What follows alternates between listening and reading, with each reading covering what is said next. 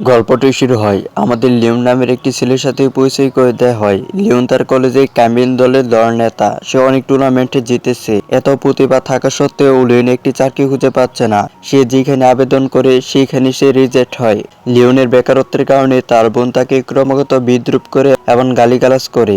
এরপর তার মায়ের 78তম জন্মদিন আসে এবং লিওন ও তার বোন তা উদযাপন করার পরিকল্পনা করে। লিওন তার বোনকে বলে যে ক্লাউড গার্ডেন নামের একটি খুব সুন্দর হোটেল আছে, আমরা সেইখানে তার জন্মদিন উদযাপন করব। তার বোন রাজি হয়ে যায়। পরদিন সকালে তারা সেই হোটেলে যায় যেখানে লিওনের বাবা মা এবং তার সমস্ত আত্মীয় স্বজন থাকছেন। সেখানেও তার বেকারত্বের কারণে সমস্ত আত্মীয়জন তাকে গালিগালাজ করে, কিন্তু লিওন পাত্তা দেয় না, কারণ সে অন্য কাউকে খুঁজতেছে। তারপর সে ইউনো নামের একটি মেয়েকে দেখতে পায়। আসলে ইউ হলো এই হোটেলের ঠিকানা দিয়েছে এবং সে একসময় লিয়ামের সাথেই তার কলেজে পড়াশোনা করত।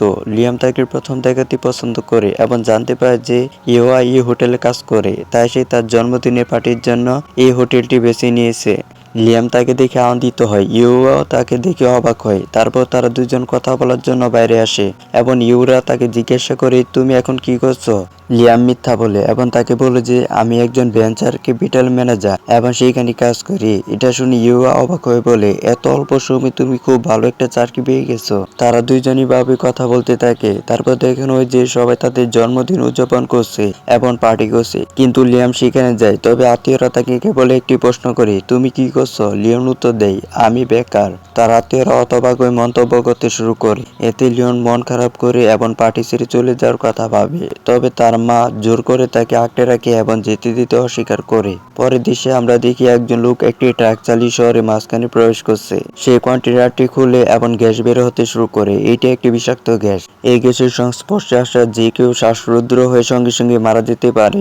লোকটি কন্টেনারটি খোলার সাথে সাথে গ্যাসটি সারা শহরে ছড়িয়ে পড়তে শুরু করে, যা দেখে মা শতবাক হয়ে যায়। কিন্তু কিছু লোক এরই সাথে সেলফি তোলার চেষ্টা করে, কিন্তু তাদের সাথে কি করতে চলছে সে সম্পর্কে তাদের কোনো ধারণাই ছিল না। ধোঁয়া ধীরে ধীরে সারা ছড়িয়ে পড়ে এবং সবাই এর দ্বারা প্রভাবিত হয়। গ্যাস তাদের শরীরে প্রবেশ করতে শুরু করে, যার ফলে তারা মারা যেতে থাকে। এই দৃশ্য দেখে সবাই প্রাণ বাঁচাতে দৌড়াতে থাকে। তবে গ্যাসটি তার প্রভাব ফেলতে শুরু করে। ঠিক তখনই একটি জ্বলন্ত ট্রাক গ্যাস সিলিন্ডার বোঝায় একটি ট্রাকের সাথে ধাক্কা খায়, যার ফলে একটি বিস্ফোরণ ঘটে। বিস্ফোরণের ধাক্কায় একটি সিলিন্ডার হোটেলের দিকে ছিটকে পড়ে। সেখানে পার্টি করা লোকজন হতবাক হয়ে যায় এবং সবাই দ্রুত নিচে নেমে আসে। সংযুক্ত আরব আমিরাত ও হোটেলে জরুরি সাইরেন বাজিয়ে সবাইকে সরিয়ে নেওয়ার জন্য অনুরোধ করে। এরই মধ্যে ইয়াং এবং তার আত্মীয়রা নিচে নেমে আসে। নিচে ইতিমধ্যে হুড়াহুড়ি শুরু হয়ে গেছে। এই সব দেখে তারা হতবাক। লোকেরা যখন উপরে যায় তারা দেখে যে শহরের দিকে দ্রুত ধোঁয়ার বিশাল মেঘ ছড়িয়ে পড়ছে। এই দৃশ্য দেখে লিয়ান এবং তার সঙ্গীরা হতবাক হয়ে যায় এবং দ্রুত হোটেলে ফিরে আসে। ঠিক তখনই গাড়িতে বসে থাকা লেমেরের বোন লিয়ানকে তাড়াতাড়ি মা বাবাকে গাড়িতে তুলতে বলে, আমরা গাড়িতে করে পালিয়ে যাব। কিন্তু লিয়াম তাকে প্রথমে পিছনে তাকাতে বলে। যখন তার বোন তাকায় সে বুঝতে পারে যে গ্যাস সারা শহরে ছড়িয়ে পড়ছে। তার বোন সঙ্গে সঙ্গে গাড়ি থেকে নেমে পড়ে এবং বিল্ডিং এর দিকে দৌড়ানোর সময় গ্যাসের স্পর্শে আসে, যার ফলে সেও হাঁপিয়ে ওঠে। লিয়াম দ্রুত তার পাশে ছুটে যায় এবং তাকে পিঠে করে ভিতরে নিয়ে যায়। তবে কিছু গ্যাস তার বোনের শরীরে প্রবেশ করে, যার ফলে সে অসুস্থ হয়ে পড়ে। এরপর তারা একটি অ্যাম্বুলেন্সকে ফোন করে। তবে শহরে গ্যাস ছড়িয়ে পড়ার কারণে অ্যাম্বুলেন্স পরিষেবা স্থগিত করা হয়েছে। তারপর লিয়াম এবং ইউএ নিচে তাকে বুঝতে পারে যে গ্যাস সারা শহরে ছড়িয়ে পড়েছে এবং ধীরে ধীরে উপরের দিকে উঠতেছে। এই দৃশ্য দেখে দুইজনে হতবাক হয়ে যায়।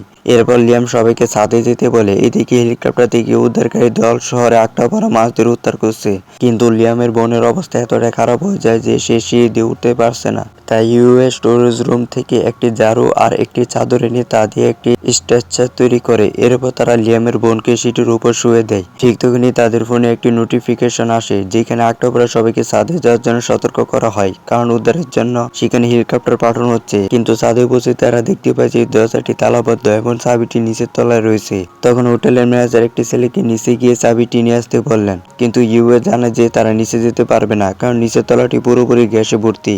এদিকে গ্যাস সারা ছড়িয়ে পড়তে শুরু করলে মানুষ মারা যেতে থাকে এবং রাস্তাগুলো জ্যাম হয়ে যায়, যা শহরটিকে পুরোপুরি অবরুদ্ধ করে ফেলে। এর মধ্যে ফরেনসিক দলগুলো গ্যাসটি নিয়ে তদন্ত করতে শুরু করে, কিন্তু তারা বুঝতে পারছে না যে এটা কি ধরনের গ্যাস। আটকা পড়া লোকেরা দরজাগুলোর চাবি খুঁজতে নিচে নেমে আসে। ঠিক তখনই গ্যাসের খবর প্রচারিত হয় এবং তারা জানতে পারে যে মাস্ক পরলে তারা সুরক্ষিত থাকতে পারবে। এত বলা হয় যে মাস্ক পরা অবস্থায় কেউ ধোয়ার মধ্যে গেলে মাস্কটি মাত্র 15 মিনিট কাজ করবে। এই কথা শুনে ম্যানেজার গোপনে একটি মাস্ক খুঁজতে যায়। তারা ইউকে জিজ্ঞাসা করে হোটেলে গ্যাস মাস্ক আছে কিনা। ইউ বলে, হয়তো আছে, আমি একটা খুঁজে বের বের করব। এরপর ইউ মাস্ক খুঁজতে শুরু করে, কিন্তু মেজার নিজের জীবন বাঁচাতে মাস্কটি লুকিয়ে ফেলে। ইউ যখন মেজারকে মাস্কের ব্যাপারে জিজ্ঞাসা করে, সে মিথ্যা বলে যে সে জানে না ওটা কোথায় আছে। ঠিক তখন একটি মেয়ে তার ফোনে একটি পোস্টার দেখতে পায়, যেখানে বলা হয়েছে যে উদ্ধারকারী দল হেলিকপ্টার দিয়ে লোকজনকে উদ্ধার করা শুরু করছে। এই কথা শুনে লোকগুলো পিন দিয়ে দরজা খোলার চেষ্টা করে, কিন্তু দরজা খুলে না। তখন ছেলেগুলোর মধ্যে একজন বলে, আমার কাছে যদি মাস্কটা থাকতো তাহলে আমি নিচে গিয়ে চাবিটা নিয়ে আসতাম। সে আড়ি পেতে সব শুনে ফেলে এবং তার লুকিয়ে রাখা মুখোশটা নিয়ে আসে। সে মুখোশটা ছেলেটাকে দিয়ে নিচে গিয়ে চাবিটা খুঁজতে আনতে বলে, কিন্তু ছেলেটা রাজি হয় না। এদিকে লিয়ামের মাথায় একটি বুদ্ধি আসে এবং সে ইউকে জিজ্ঞাসা করে, এই দরজাটা কি বাইরে থেকে খোলা যায়? ইউ উত্তর দেয়, হ্যাঁ, এই দরজাটা বাইরে থেকে খোলা যায়। এরপর লিয়াম বিল্ডিং এর কাজ ভাঙতে শুরু করে। কাজ খুবই শক্ত, কিন্তু লিওন তবুও তা ভাঙতে সক্ষম হয়। এরপর লিয়াম তার শুলে একটি দড়ি বাঁধে এবং দড়ির এক প্রান্তে দেওয়ালে বেঁধে দেয়। সে যখন দ্বিতীয় ছাদে লাফ দিতে যাচ্ছিল, তখন তারা বাবা এসে তাকে থামানোর চেষ্টা করে, কিন্তু লিয়াম রাজি হয় না এবং লাফ দিয়ে দ্বিতীয় ছাদের দিকে দৌড়ে যায়। সে দ্বিতীয় ছাদে পৌঁছে রিং ধরে ঝুলিয়ে পড়ে। পরের মুহূর্তে সে অল্পের জন্য পড়ে যাওয়া থেকে রক্ষা পায়। এদিকে ইউ এবং বাকিরা লিওনকে পড়ে যাওয়া থেকে বাঁচাতে দুইটা দৌড়ে থাকে। এরপর লিওন ছাদে উঠে একটি দেয়াল ধরে এবং রেলিংয়ের সাথে তার দড়িটা বেঁধে নেয়। এরপর সে সবচেয়ে উপরে ছাদে উঠে একটি হুকে তার দড়িটি বাঁধে। তারপর সে একটি লোহার রড নিয়ে অন্য ছাদে লাফিয়ে ওঠে এবং বিল্ডিং এর দেওয়ালে রডে আটকানোর চেষ্টা করে, কিন্তু রডটি পিছলে যায় এবং সে নিচে পড়তে শুরু করে। অবশেষে লিওন দেয়াল ধরে ঝুলে থাকে। সে ধীরে ধীরে উপরের দিকে উঠতে থাকে। উপরে উঠে সে দেওয়ালে দুইটি বাঁধে এবং কোনো মতে বিল্ডিং এর চূড়ায় পৌঁছে ছাদে উঠে পড়ে। তারপর সে দরজা খুলে দেয় যাতে সবাই ছাদে উঠতে পারে। তার বাবা এই কাজ করার জন্য তাকে বকা দেন এবং বলেন যে সে আর এই কেবল যেন না করে। ইউ গর্বের সাথে লিওনের দিকে তাকায়। ঠিক তখনই তারা আকাশে একটি হেলিকপ্টার দেখতে পায়। তার হেলিকপ্টারের দিকে আঙ্গুল তুলে জোরে চিৎকার করতে শুরু করে, কিন্তু হেলিকপ্টারটি তাদের কথা শুনতে পায় না এবং উড়ে চলে যায়। তারপর ইউ তাদের বলে যে সে যা বলছে তা যেন তারা করে। এরপর ইউ সবাইকে হেলিপ্যাডের মতো করে সারিবদ্ধ করে দাঁড় করায় এবং তাদের ফোনে ফ্ল্যাশ লাইট জ্বালিয়ে হেলিকপ্টারকে সংকেত দেয়। সবাই হেলিকপ্টারটিকে নিজেদের দিকে ঢাকার চেষ্টা করে, কিন্তু তাদের মোবাইল ফোনের ফ্ল্যাশ লাইটের আবছা আলোর কারণে উদ্ধারকারী দল তাদের কাছে পৌঁছাতে পারে না। ফলে তারা নিচে আটকে পড়া মাছদের উপস্থিতি টের পায় না। তখন তারা বিল্ডিং থেকে মাইক্রোফোন এবং সাউন্ড সিস্টেম নিয়ে চিৎকার করে বলে, এই হেলিকপ্টার, এসো আমাদের বাঁচাও। কিন্তু তাতেও কোনো কাজ হয় না। এরপর ইউ বিল্ডিং এর উপরে একটি আলো দেখতে পায় এবং তার মাথায় একটি বুদ্ধি আসে। সে লাইটের সুইচের দিকে ছুটে যায় এবং বারবার সেটি জ্বালাতে ও নিভাতে শুরু করে।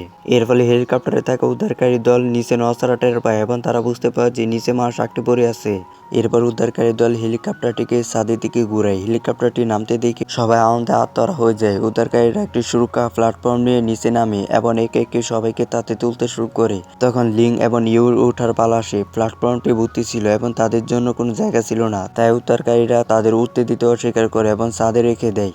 তারা ছাদে আটকা পড়ে যায়। ইউ কাঁদতে শুরু করে এবং লিয়ামকে বলে যে সেও হেলিকপ্টারটিতে উঠতে চেয়েছিল কিন্তু পারেনি। লিয়াম তাকে সান্ত্বনা দিয়ে বলে যে তারা অন্য একটি হেলিকপ্টারের ব্যবস্থা করবে। ঠিক তখন আকাশে আরেকটি হেলিকপ্টার দেখা যায়। সেটি দেখে তারা দুজনেই সেই দিকে আঙুল তুলে চিৎকার করতে শুরু করে, কিন্তু হেলিকপ্টারের উদ্ধারকারী দল তাদের দেখতে পায় না এবং অন্য একটি ছাদে লোকজনকে উদ্ধার করতে চলে যায়। তারপর তারা দুজনে নিচের তলায় দৌড়ে নেমে আসে। ইয়াম তার ব্যাগে একটি দড়ি আর কিছু জলের বোতল গুছিয়ে নেয়। ইয়ং এর ম্যানেজারের লুকিয়ে রাখা মুখোশটি খুঁজে পায়। এরপর তারা দুজনেই দৌড়ে ছাদে ফিরে যায়। এইদিকে তার বোনকে হাসপাতালে ভর্তি করা হয় এবং তার চিকিৎসা শুরু হয়। তার বোন তার মাকে ইয়ং এর কথা জিজ্ঞাসা করে এবং তার মা তাকে বলে যে ইয়ং শীঘ্রই ফিরে আসবে, চিন্তা করো না। মুখের মুখোশ পরে এবং শরীরে পুরোপুরি ঢেকে তারা দুয়ার মধ্যে প্রবেশ করে। ইয়াম তার হাতে একটি ফোন ট্যাপ দিয়ে আঁকড়ে নেয় এবং মুখোশটি কতক্ষণ টিকবে তার হিসাব রাখার জন্য একটি টাইমার সেট করে।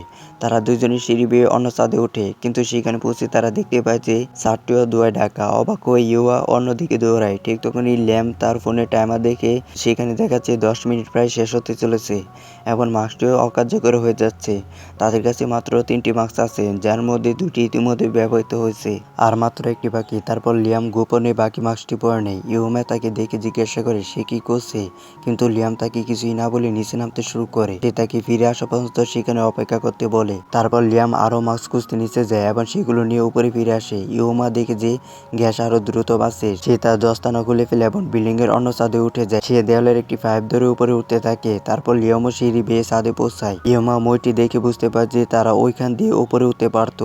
ইউমার আগে ল্যামকে বকা দিয়ে জিজ্ঞাসা করে সে কেন তাকে একা ফেলে গিয়েছিল। লিয়াম উত্তর দেয়, আমি একটা মাস্ক আনতে গিয়েছিলাম। এরপর লিয়াম ইয়ং এর মুখোশটি বদলে নিজেরটা পরে নেই। শহরে ফিরে লিয়ামের বাবা একজন ট্যাক্সি ড্রাইভারকে তার ছেলে যেখানে আটকা পড়েছে সেই জায়গায় নিয়ে যেতে বলেন। ট্যাক্সি ড্রাইভার বলে বিষাক্ত ধোঁয়ার কারণে আমি সেখানে যেতে পারবো না। না। তখন লিয়ামের বাবা তাকে টাকা দিয়ে শিকারে নিয়ে যেতে বলেন। ট্যাক্সি ড্রাইভার রাজি হয়ে তাদের শহরের দিকে নিয়ে যেতে শুরু করে। তারা দুজন ছাদ থেকে নেমে অন্য একটি বিল্ডিং এর জিমে যায়। ফ্যান চালিয়ে বিশ্রাম নিতে থাকে। এরপর লিয়াম জানালা খুললে ইয়ং ঘর থেকে বেরিয়ে আসে। সে বলে আমাদের এখান থেকে ওই ছাদে যেতে হবে, আর কোনো উপায় নেই। তারপর লিয়াম একটি দুইতে জিমে ডাম্বল বেঁধে দুইটি ভাসমান রকার জন্য এক এক করে অন্য ছাদে ছুটতে শুরু করে। সে প্রথমে ইউকে পাঠায় কারণ তার ওজন কম। ইউহা দুইটা ধরে অন্য ছাদে পৌঁছে যায় এবং লিওনকে তাকে অনুসরণ করতে বলে। যে মাত্র গ্যাস দ্রুত তার দিকে ছুড়ে পড়তে শুরু করে, কিন্তু লিয়াম মাস্ক পরে থাকায় তার কিছুই হয় না এবং সে নিরাপদে অন্য ছাদে পৌঁছে যায়। এদিকে ফরেনসিক দল আবিষ্কার করে যে এই গ্যাসটি পানি দিয়ে থামানো সম্ভব। এরপর তারা গ্যাসের উপর পানি ছিটাতে শুরু করে। লিওং এর বাবা এবং তার সঙ্গীরা শহরের প্রান্তে পৌঁছায়। দুইজন লোককে দেখতে পান যারা শহরে ড্রোন পাঠাচ্ছে। লিওং এর বাবা এবং তার সঙ্গীরা তাদের কাছে মিনতি করে বলে দয়া করে আপনাদের ড্রোনটি ওই এলাকায় পাঠান, কারণ আমার ছেলে সেখানে আটকা পড়েছে। কিন্তু তারা রাজি হয় না। এরপর লিওমের বাবা তাদের কিছু টাকা দেন যা তাদের ওই এলাকায় ড্রোনটি পাঠাতে রাজি করায়। এদিকে রেস্টোরেন্টে দুই মালিক ছাদে এসে পৌঁছায়। ইউ এর সেখানে প্রচুর মানুষের পুতুল দেখতে পায়। তার মাথায় একটি বুদ্ধি আসে এবং সে তাদের সবাইকে এমনভাবে সারিবদ্ধ করে যাতে উপর থেকে আসা উদ্ধারকারী দল মনে করে সেখানে অনেক